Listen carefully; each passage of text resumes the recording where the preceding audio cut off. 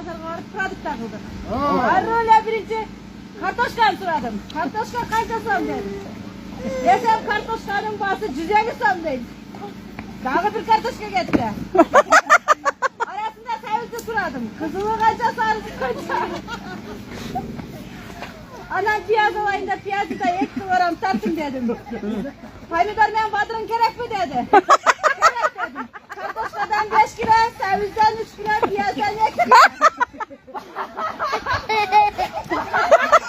Badır'ın bana Haymidar'da ne kılastaydı? Şeker attılar.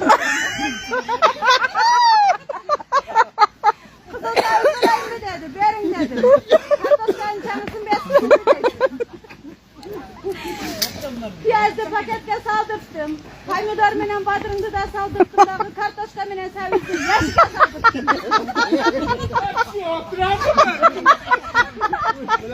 Kartoşka kundakta mıydı? Sevizden kaşıktım da Badır'ın. Badır'ın menen Haymidar'dan şeker atke saldırttım. O şeyde bu.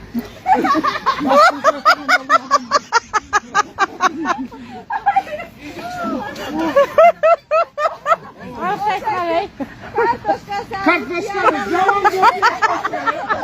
Badır'ın menen Haymidar'dan şeker attı. Kılıp konuklarda taşı oldum.